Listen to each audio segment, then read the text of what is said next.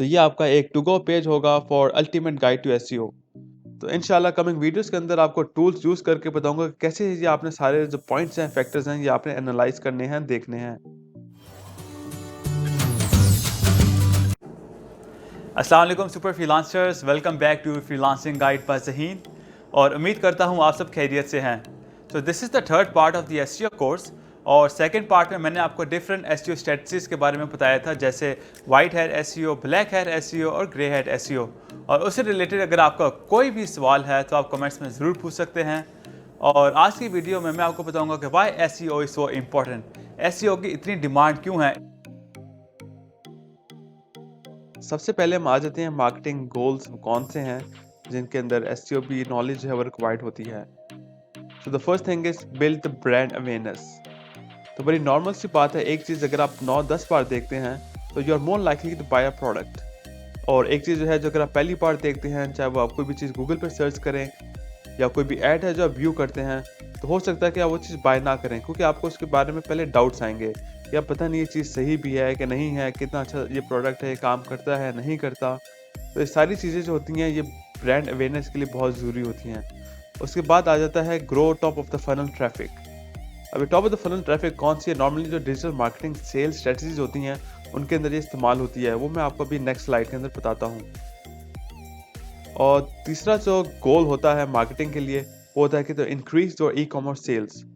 Normally जो companies होती हैं वो कोई भी अपना प्रोडक्ट जो है वो सेल कर रही हैं, चाहे वो अपैरल है, क्लोथिंग है, शूज़ हैं, या कोई फर्नीचर है या इलेक्ट्रॉनिक्स की चीज़ हैं, वो क्या चाह रहे हैं? मोर सेल्स। और सेल्स ऐसी ही होंगी जब वो चीज़ कस्टमर को नज़र आएगी। और चौथा पॉइंट है वो इंक्रीज ऑर्गेनिक वेबसाइट ट्रैफिक। तो एसईओ के अंदर सबसे इंपॉर्टेंट जो चीज़ होती है, उसका जो गोल है वो होती है आपको ऑर्गेनिकली वेबसाइट की ट्रैफिक इंक्रीज करना।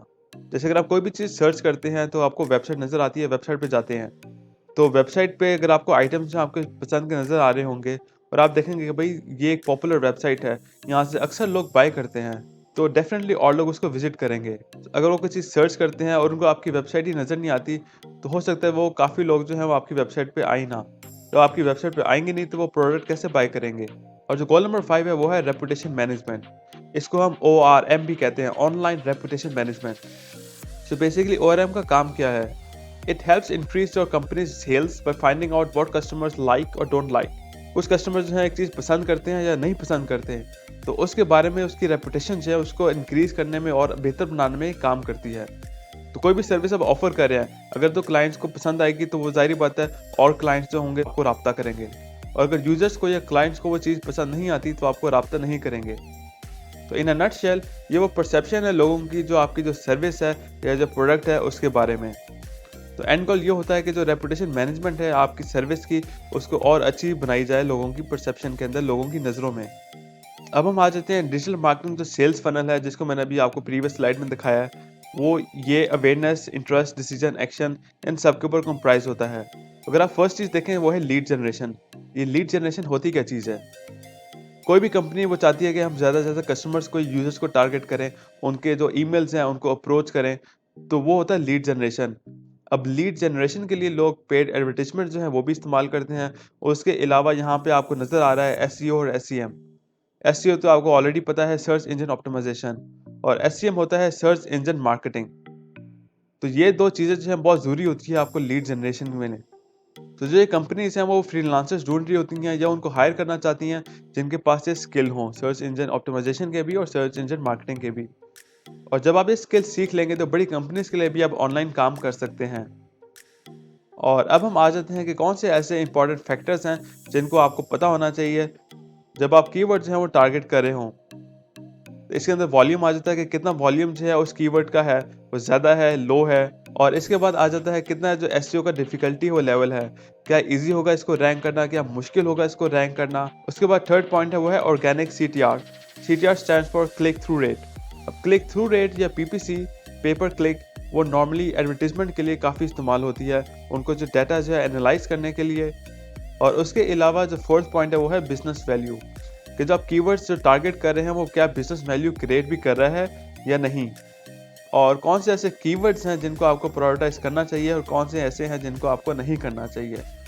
ठीक है, तो सारी चीज़ें जो है मैं आपको बाद में डिटेल में बताऊंगा टूल्स के थ्रू। तो इंशाल्लाह कमिंग वीडियोस के अंदर आपको टूल्स यूज़ करके बताऊंगा कि कैसे ये आपने सारे जो पॉइंट्स हैं, फैक्टर्स हैं, ये आपने एनालाइज करने हैं, देखने हैं। और एक अनदर इंपॉर्टेंट फैक्टर है वो है सर्च इंजन रिजल्ट पेजेस की टाइप्स। जैसे एडवर्ड्स है, नॉलेज पैनल है, इमेज वीडियोस, न्यूज़ पैक है, फीचर स्निपेट्स हैं। और अब मैं आपको बताता हूँ कि जो सर्च इंजन रिजल्ट पेजेस की जो टाइप्स हैं ये आपको कहाँ कहाँ विजिबल होंगी। जो एडवर्ड्स हैं, नॉलेज पैनल है, इमेजेस वीडियोस, न्यूज़ पैक हैं, फीचर स्निपेट्स हैं। तो लेट्स से अगर हमने सर्च किया है सर्च इंजन ऑप्टिमाइजेशन एसईओ, तो आपको जो स्टार्टिंग के अंदर जो दो नज़र आ रहे हैं एड्स, ये हैं गूगल एडवर्ड्स। तो इन कंपनीज ने गूगल को कहा है कि जब भी एसईओ का वर्ड सर्च हो तो हमारे एड्स जो हैं यहाँ पे उनको यूजर्स को शो करें। ठीक है, तो ये हो गया गूगल एडवर्ड्स। उसके बाद नॉलेज पैनल। अब जो आपको राइट साइड के ऊपर नज़र आ रहा है this is called the knowledge panel.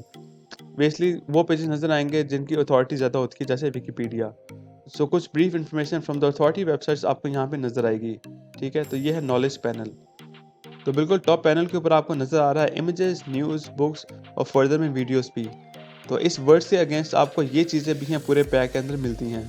ठीक है, और उसके बाद आ जाता है फीचर स्निपेट्स के ऊपर। अब ये क्या है, तो एक डिफरेंट कीवर्ड जो है टू कैच अ पोकेमॉन। तो यहाँ पे आपको आई मोर वेबसाइट्स है, यहाँ पे आपको नज़र आ रही है how to catch a wild Pokemon in Pokemon Go. तो ये फर्दर इन्फॉर्मेशन जो है उसने क्या किया है, इस वेबसाइट से एक्सट्रैक्ट किया है।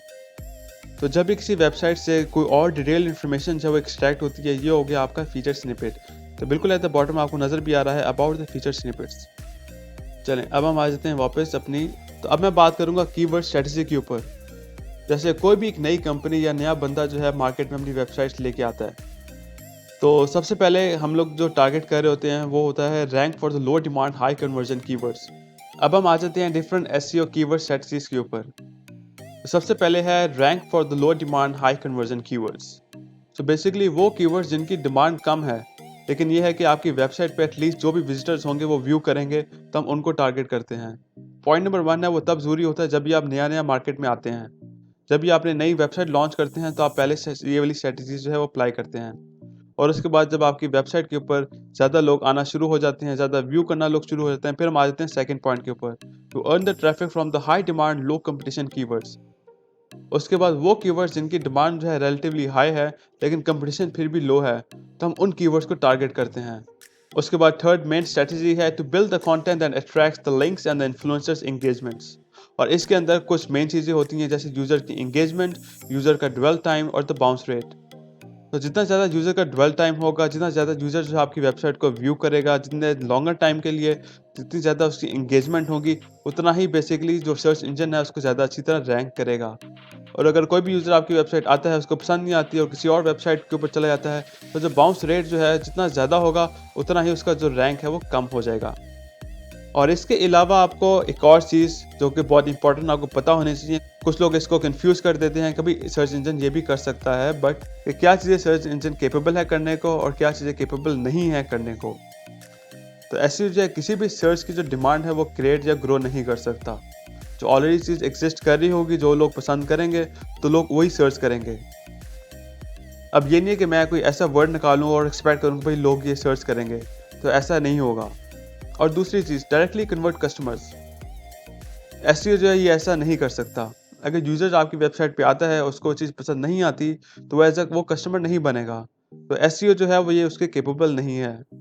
और सबसे important cheese, third main point, that it will not work overnight. काफ़ी लोग ये कंफ्यूज हो जाते हैं कि हमने जैसे फाइवर का जो पेज है या उनका प्रोफाइल है उसको ऑप्टिमाइज़ कर दिया है, या उनकी वेबसाइट है या किसी क्लाइंट की वेबसाइट है हमने ऑप्टिमाइज़ कर दिया है, तो वो जो अगले दिन ही है जो उसकी रैंकिंग बढ़ जाएगी। ऐसा नहीं होता। तो बेसिकली गूगल या कोई भी सर्च इंजन वो लर्न करता है आहिस्ता आहिस्ता। तो ओवर टाइम गूगल देखता है कि जो यूज़र्स हैं वो ज़्यादा इंगेज हो रहे हैं, यूज़र्स जो है वो ज़्यादा पढ़ रहे हैं, तो उस लिहाज से वो उसकी जो रैंकिंग है वेबसाइट की वो और बेहतर खुद ही ऑटोमेटिकली करेगा, लेकिन वो कुछ मंथ्स तक टाइम लेता है। तो अगर आप चाहते हैं कि वही फ़ौरन ही वो पेज जो है वो जल्दी रैंक हो जाए, लोगों को नज़र आना शुरू हो जाए, तो उसके लिए होता है पीपीसी या एसईएम, पे पर क्लिक या सर्च इंजन मार्केटिंग। तो ये बेसिकली रिफ़र करता है जो कि पेड एडवर्टीजमेंट्स होती हैं। एसईओ की टेक्निक्स हैं ओवरनाइट वर्क नहीं करती। ऑल राइट, सो बेसिकली जितना भी इस कोर्स के अंदर मटेरियल होगा मैं अपने एसईओ का जो ब्लॉग होगा उसके ऊपर पेस्ट करूँगा। तो आपने जो लिंक है इसको सेव कर लेना, ये आपको टॉप राइट कॉर्नर के ऊपर भी नज़र आ रहा होगा, इसको आप क्लिक कर लें तो मेरी वेबसाइट के ऊपर जो ब्लॉग है उसके ऊपर आपको ले जाएगा। तो आपने मेक श्योर करना है कि सारी डिटेल्स एसईओ स्ट्रेटजीज़ के ऊपर और जो टूल्स होंगे वो सारे यहाँ पे डिटेल के अंदर मैं लिस्ट कर दूँगा। तो ये आपका एक टू गो पेज होगा for ultimate guide to SEO. तो इसको आपने बुकमार्क कर लेना है ताकि कोई भी चीज़ एसईओ से रिलेटेड अगर आपने कोई समझनी है या कोई भी चीज़ अगर आप भूल गए हो तो आपने इस वेबसाइट पे जाना है और वहाँ से आपको डिटेल में चीज़ें मिल जाएंगी। तो साथ साथ कोर्सेज जैसे जैसे कोर्स की वीडियोस में अपलोड करता रहूँगा, उसी तरह ही मैं ये जो कंटेंट है ब्लॉग के ऊपर भी अपडेट करता रहूँगा। तो इंशाल्लाह आपको मिलते हैं नेक्स्ट कोर्स की वीडियो के अंदर। Take care, this is ज़हीन।